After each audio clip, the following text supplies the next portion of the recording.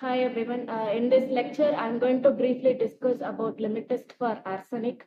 Limit test for arsenic is one of the heavy metal limit test which is done to identify the presence of arsenic impurities in pharmaceutical substances or pharmaceutical products.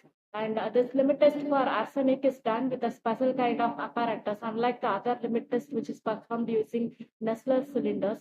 In this case, we are going to use a special apparatus called Gutzeit apparatus.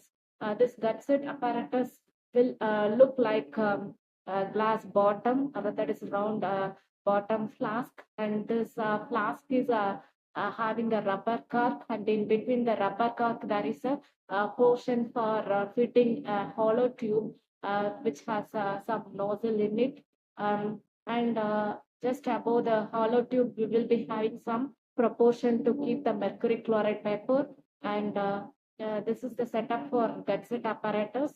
And the limit test for arsenic is having a principle that works like the formation of colored stain on our indicator paper.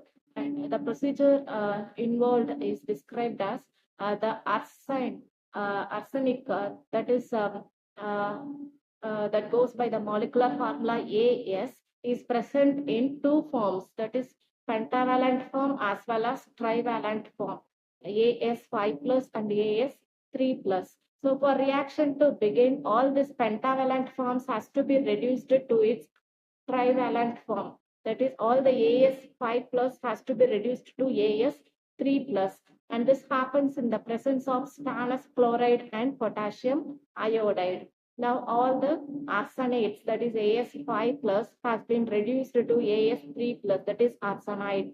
These arsenides now again will react with stannous chloride in presence of reducing agents such as zinc, hydrochloric acid, potassium iodide, and then stannous chloride.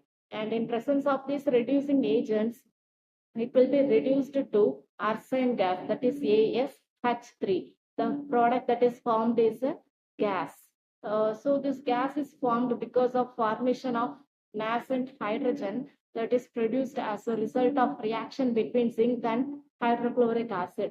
This nascent hydrogen is nothing but the hydrogen that is freshly produced on the reaction site itself. This nascent hydrogen react with the arsenide to form arsine gas. Now this arsine gas that is produced, now this entire reaction is happening inside our flask.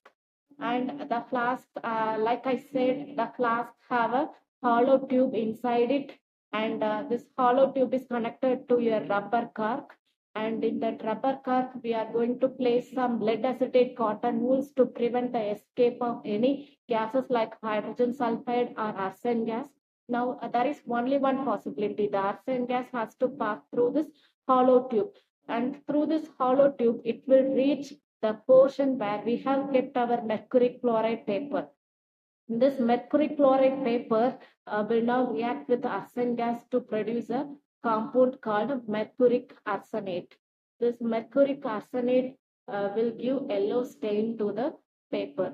So, like in the previous limit test, we are saying we are going to do the procedure for test solution as well as standard solution. We are going to take two Gutzeit apparatus. One is to be labeled as test and another is to be labeled as standard.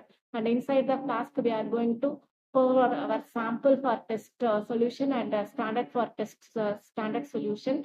And then we are going to add our reducing agents inside our flask, and we are going to keep it aside for nearly 40 minutes because that much amount it will take for the formation of arsine gas.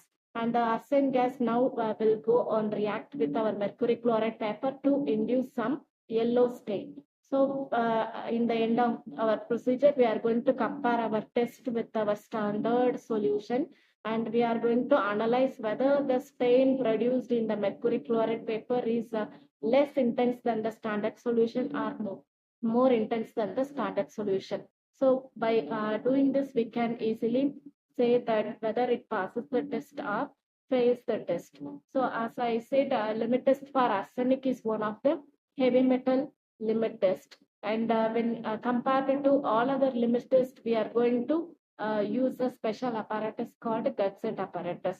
And we should remember, like a limit test for iron, the arsenic calls for arsenic also, it has to be reduced into its more reactive form, that is arsenite form, As3 plus. So then only the reaction will takes place and the reaction will continue. Thank you.